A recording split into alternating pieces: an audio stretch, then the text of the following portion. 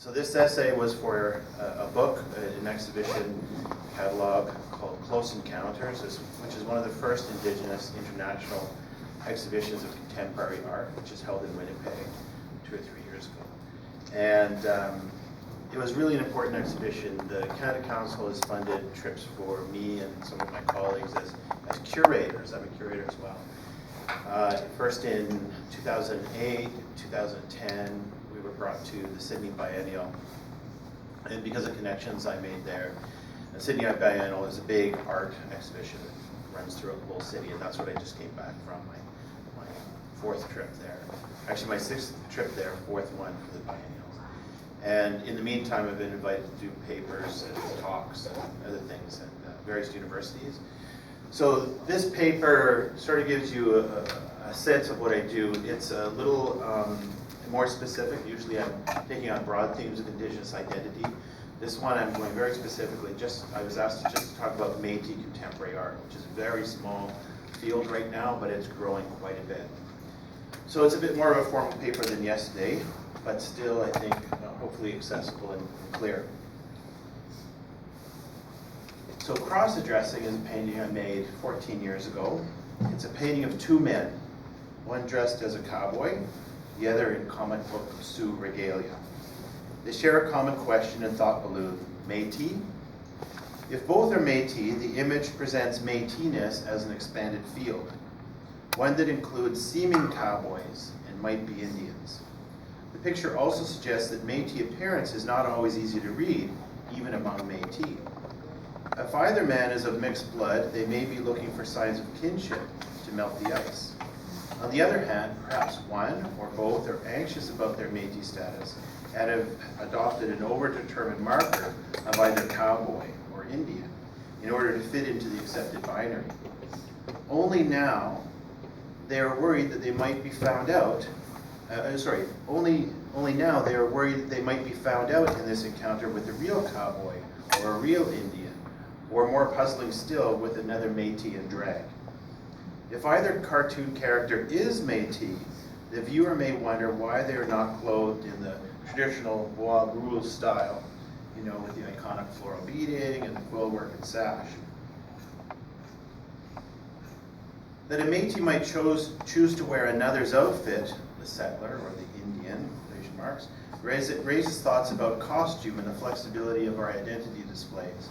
If neither is Métis, perhaps the cowboy and Indian are scanning with suspicion for signs of not quite Aboriginal or not quite whiteness, someone who can pass for another whose existence raises questions about purity and self-representation, and who destabilizes the neat cowboy-Indian dichotomy.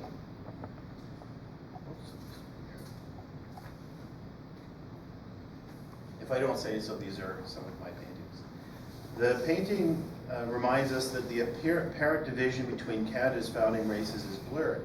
Not only are there 389,705 self-identified Métis in Canada, but many First Nations people and descendants of settlers also have mixed blood. Cross-Addressing is a self-portrait and a remembrance of my first meeting with Bob Boyer, who died in 2004 and was a mentor of mine. The picture me, on the left, mulls the idea that Métis can include a traditional powwow dancer, while the picture Bob represents or contemplates the meaning of a cowboy Métis. If the painted men are in permanent suspense, unable to satisfy their or our suspicions or desires.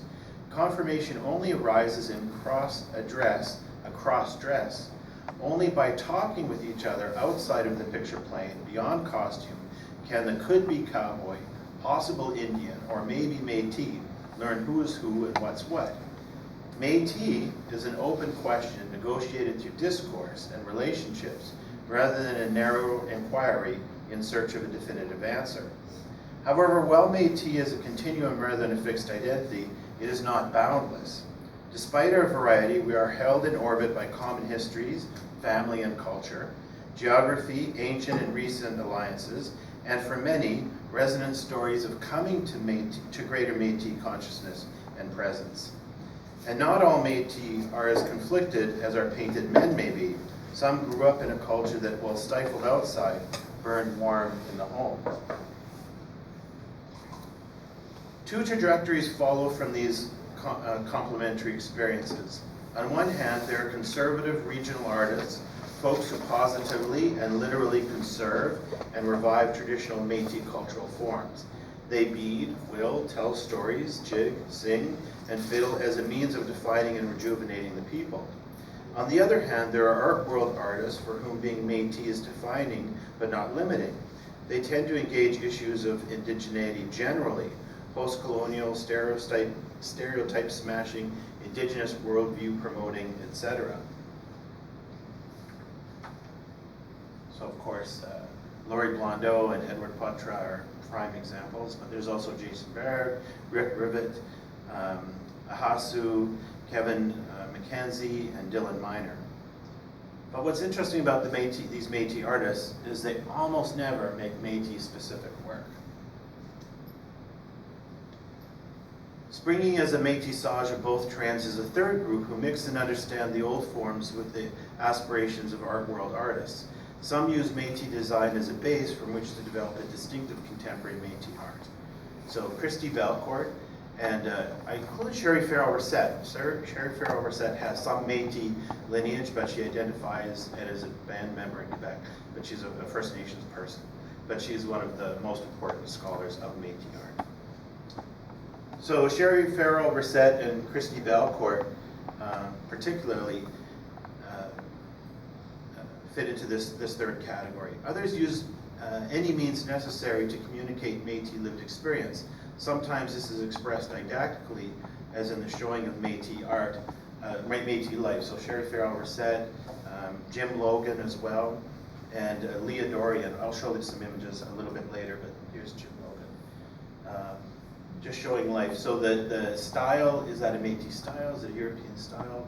Who's to say? They use whatever tools are available to try and communicate the life. It's the stories that are most important, the content. There's also an artist, I think he's in Kelowna, called Dennis Weber, who works this way too, a little bit more realistically. And then there's Casey Adams. I believe she's got a show up at Dunlop right now. Casey Adams does, like a lot of First Nations artists, takes things like iPods and iPads and comes up with like parfleches and other things for them. So this one's a little iPod one. Her photo series, though, I think is the most brilliant. She has a lot of Métis, First Nations people, and they're all wearing these white t-shirts. And you can't, I don't know if you can read the slogan on that one. Indian princess, wagon burner, whatever things that they want to wear, reclaim, or disregard. Very, very important series. I'll show a few other images later. Rosalie Babel is one of my all-time faves. She's the first person that I knew as a distinct Métis artist, I think. Maybe Edward Poitras first, maybe Bob, I'm not sure. But I saw particularly the first one, I woke to find my spirit had returned. Play on that famous Riel quote that I'll talk about at length later, but put it within a pop culture context, and there's Riel coming in the window. And I really love this photo collage bit playing on Frida Kahlo's work. So if you could only love me the way I am, wonderful, wonderful artist. She's a queer artist, one of the only Métis queer artists that I know for sure. And I don't think she's ever publicly announced it, like made it a big issue, but it runs throughout her work, and it in combination with this mixedness of Métis identities made for some really important content. Here's two other sets of her work. This series here on the right, which is an ongoing series, is just photographs of, like in a Richard Avedon style, of Aboriginal people, cultural people. And it's remarkable. So the photos are given the same status as other great culture workers that Richard Avedon would photograph for Vanity Fair and other magazines. What's interesting is the backgrounds are all blank, so they're presenting themselves as themselves, however we want to read them or however they want to be read, rather than always tied to a cultural background. And I think that's the kind of thing she's making fun of in this one. Identifying Aboriginal people identified with nature, So we have a terrible painting, paint by number painting, but she's also wearing the Star Trek regalia, I think is pretty funny. Cheryl Rondelle, another favorite, I'll be curating her in an exhibition in Métis Art Gallery, in March of 2014. And we work together on a number of projects. She does a lot of work with singing the earth. She's spent a lot of time in Regina. I'll talk about her work a little bit more in detail later. So other times, as in the last three artists I was showing you, Métis is a complex in-look and outlook, a hybrid attitude taken towards the self and the world. We could also add, I didn't bring slides of Tim Moore from just north of PA at Round Lake, and Michelle Buttian from PA also work in this more complex way. The work doesn't look particularly indigenous, but is always hybriding different things. To identify as a Métis artist, and not just as an artist, is to resist assimilation and to recognize that your practice emerges from social, political, and historical necessity. If there is such a thing as Métis art, it is not simply art made by individual Métis, but works that also express the larger Métis community, past and present. Art that is recognizably of a people and a unique worldview. Métis is as Métis does. For many Métis, this attitude is a prophetic obligation. Métis are the descendants of offspring of First Nations women and European men who organized themselves separately from their parental cultures in the 18th century. We have home communities, but most of us are urban. We have a language, Michif, which very few speak. We have distinct histories, oral and material cultures. Our collective identity was forged in two battles with government troops and chastened with the execution of Louis Riel for treason in Regina in 1885. Many Métis were displaced during the subsequent rapid colonization and indoctrinated in residential school alongside our First Nations cousins and also in public schools. Some are members of the stolen generation, children adopted to European Canadian families. Following the Patoche resistance in 1885, the Canadian government endeavored to erase the Métis from national imagination and from the actual landscape. Prime Minister MacDonald's Métis policy was famously formulated as, if they're Indians, they go with the tribe, if they're half-breeds, they are whites. Métis is a fluid space between and among the red and white binaries, and this was difficult for the colonial mind to conceive and impossible for them to permit without changing the conscious nature of the emerging nation. After they're defeated, chased, and cheated out of their lands, some Métis did join their First Nation relations on reserves, and many more were seemingly but not seamlessly assimilated into settler culture. There were a scattering of resilient folks who held on to the remote communities. Some formed new ones. Others were forced to become squatters, quotation marks, or road allowance people, literally living in the margins between the fences of the new arrivals for whom they were a source of cheap labor. This was the period of the big silence, the forgotten years, when people kept their heads down. Well, not everyone bowed. Activists such as Jim Brady, Malcolm Norris, Peter Tompkins Jr., Joe Dion, and Felix Calhoun fought for Métis rights beginning in the 1930s. By 1938, the provincial government signed the Métis Population Betterment Act and created 12 Métis colonies in northern Alberta.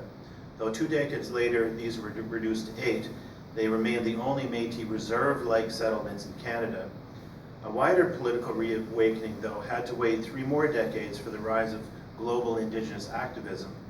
Then leaders including Harry Daniels, Elmer Ghostkeeper, Jim Sinclair, Clement Chartier, Howard Adams, Yvonne Dumont, and many others revived the struggle, eventually winning constitutional recognition of the Métis as an Aboriginal people in 1982. Land claims are pending. At the same time, a handful of artists identified as Métis emerged to national prominence, including Bob Boyer, Edward Poitras, Rick Rivette, and Rosalie Favell. This trickle widened to a stream by the 1990s as more Métis made art and more artists identified as Métis, including some First Nations and non-status people who publicly acknowledged the Métis aspect of their lineage. To me, this is really, really fascinating. I was asked to join during the Olympics in Vancouver a Métis cultural group called the Métis 10. And at least 5 of the members are people I would have normally thought are normally identified as First Nations, like Laurie Blondeau. Laurie Blondeau has lots of Métis ancestry that she identifies with. And so I was really impressed that a lot of these First Nations people included Métis in their descriptions, self-descriptions. And to me that was quite a dramatic change. While the constitutional amendment recognizes the Métis as Aboriginal people along with First Nations and Inuit, it does not define membership. Who is Métis in the eyes of the Canadian government, and who counts as Métis to the Métis remains fluid. There's not enough space here to fairly outline the arguments, only to acknowledge that Métis membership is contested in the political world. But this essay, emerging as it does not from that realm but from the Indigenous art world, considers Métis artists as those who publicly identify as such, have Métis lineage, and are accepted by the Indigenous art world. The Indigenous art world, composed of Aboriginal artists, curators, gallerists, publishers, critics, and academics who recognize themselves as participants in a common body. It is barely 4 decades old and still finding its feet. It is still consolidating and struggling to comprehend its constituents. Until recently, for example, Inuit art lay outside of the contemporary Indigenous art world. Métis artists emerged differently than First Nations and Inuit art. It was not developed by government policy as commercialized in Inuit art was. For the most part, art school, art world Métis progressed alongside their First Nations cousins and joined the Aboriginal art world as colleagues. It is very important to note that the professional curation of Aboriginal art by Indigenous curators has, as a matter of course, always included Métis artists. Métis were also among the members of SCANA, which is the Society of Canadian Artists of Native Ancestry, which emerged in the 1980s, and more recently, the Aboriginal Curatorial Collective, which started about 8 years ago. Currently, there's little division between art world Métis and First Nations artists. In fact, it could be said that most art world Métis artists make Indigenous art rather than Métis-specific art. One of our most important artists, Bob Boyer, for example, rarely cited Métis art or history. His vision was more expansive. Boyer's Blanket Statement series combined Cree and Siouxan design elements with modernist abstraction to create beautiful yet painful evocations of the colonial experience. However, knowing that he was Métis adds poignancy to paintings such as A Minor Sport in Canada that includes both aspects of his heritage. While Métis artists critique colonialism, it's harder to convincingly assume an us versus them posture when you are the product of both us and them. In his late career, Boyer often quoted sources far and wide across the Indigenous Americas, and in the end reached for pure forms that, while identifiably Aboriginal, sought a personal abstract visual language for the ineffable and the universal. Edward Patra, Governor General Award winner and first Aboriginal artist to represent Canada at the Venice Biennale, which is the most important art event. It is our most celebrated artist, our most cerebral artist. Working experimentally in a variety of media, he makes clever and eviscerating objects that engage the big themes of history and colonization, but always through local examples. He has recently taken on historical sites, like the memorials at Treaty 4 and public buildings, the Manitoba Legislature, and either deconstructs their meanings or indigenizes them. While he has only occasionally addresses Métis themes, Riel and Jim Brady, who's a great uncle we have in common, his practice is always a métissage, a mixing. Some Métis artists do not feel the weight of traditional practice, protocols, and prohibitions as acutely as many First Nations artists do, nor are they beholden to European conventions. They take what they need from both parental cultures to forge new tools. In Patra's case, he uses these devices to dissect local history to find why things are the way they are. But he always leaves room for mystery, portals that defy an all-encompassing rationalism. Cheryl Rondelle and the late Ahasu Maskigon Iskew are also multimedia artists who seek to indigenize both real and digital realms. While their strength comes from the local, their research is international, perhaps because they have lineage from the new and old worlds, some Métis artists feel comfortable with global aboriginality. Examining one's own hybridity makes you aware of the constructiveness of identity, and if it does not make you perpetually anxious or rush to the safety of either traditional culture or assimilation, you find yourself free to adapt and invent. The individual talent will do what it must for its own reasons, but when his or her private efforts reflect the struggles of members of the community, then this work can be the source of future Métis, the future of Métis art and identities. Regional Métis have a more straightforward sense of their cultural duty and how it ought to be discharged. These artists revive traditional media as a tangible proof of Métis endurance. Their practices are the fulfillment of a cultural mission motivated by community and need and spurred by a prophetic obligation from Louis Riel. And everyone knows the quote, "My people will sleep for 100 years, but when they awake, it will be the artists who give them their spirit back." Riel's sentence separates awakening from spirit, suggesting that coming to political consciousness is followed by a restoration of a less tangible but foundational aspect of collective identity. In fact, it was nearly a century after his execution in 1885 that the Métis awoke and were recognized. This hard-won inclusion won political dignity, but more than a stroke of the pen is required to restore spirit to a people so long disenfranchised, dispersed, and silenced. Riel cast artists as warriors and sages. Yet if it is the artists who give them their spirit back, then artists must be either sages, keepers of the spirit during the century of sleep and are waiting for the right time to share it, or they do not have it and are warriors who must seek, capture, and share it as a boon. In either role, Riel mandates the artist to serve the community. This invocation of Riel's words is not the unearthing of some obscure quotation. It is the most famous sentence attributed to him. It is published frequently and cited by innumerable cultural workers and organizations as a source of inspiration. So many interpret this conservatively. They research and revive material culture from the Métis Golden Age, quill work, beading, embroidery, finger weaving, capote making, etc. The classical Métis of the 19th century, the beaded flower people, were famous for their distinctive merging of European and First Nation forms. Among the cultural revivalists, and I include Cheryl Rondelle here, knowing full well that she's First Nations, but all her work takes place in the Métis side.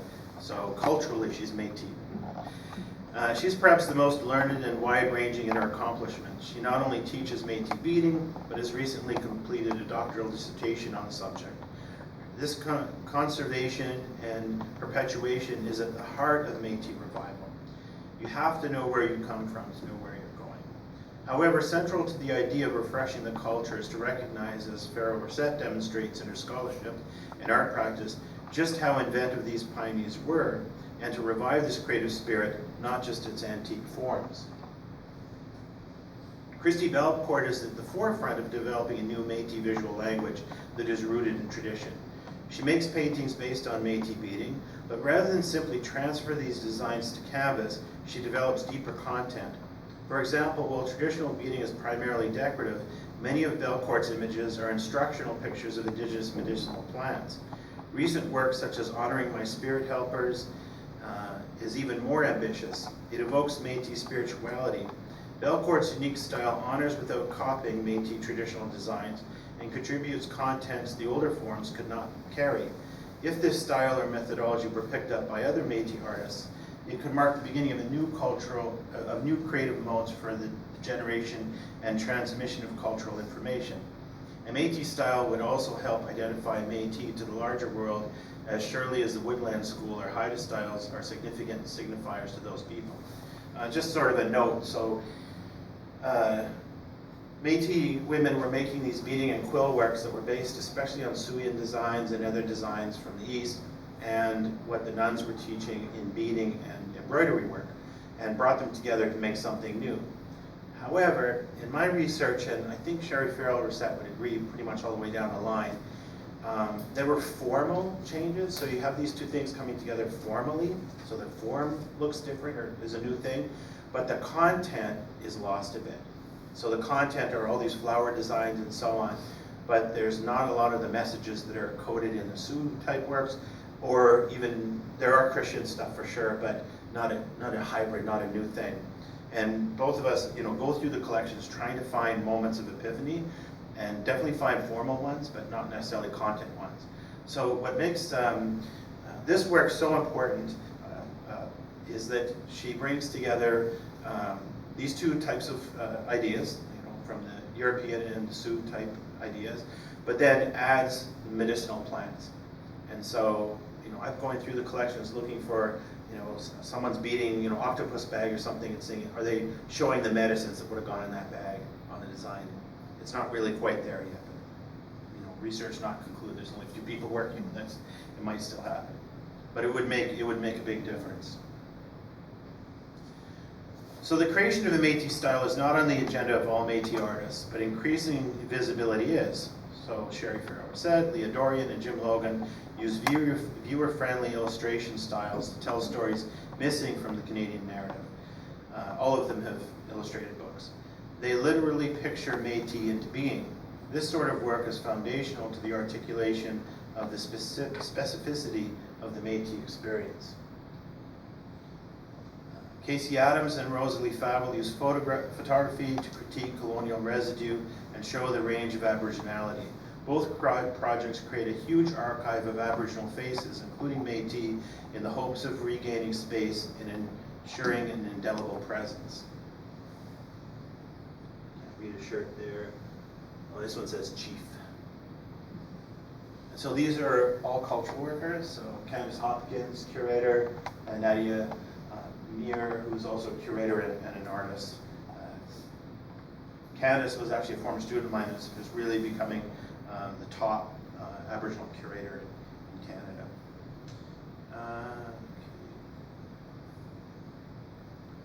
So Riel does not say how artists ought to fulfill his mandate, only that he is confident that they will. While I share this confidence, what I am advocating here is an acceleration of the process, the creation of a self-conscious project. An emphasis on novelty and individualism is a quality of the contemporary art world. Individual examples may lead to a breakthrough that is useful to others, but it might not. Such practices may be more meaningful to the art world than the Aboriginal worlds. An emphasis on communal spirit and tradition is a quality of Aboriginal communities. Traditional art will certainly perpetuate a culture, but adaptation is required if it is to remain relevant and symbolically useful. If there is such a thing as a Métis art world, it would surely consist of a métissage of these forces.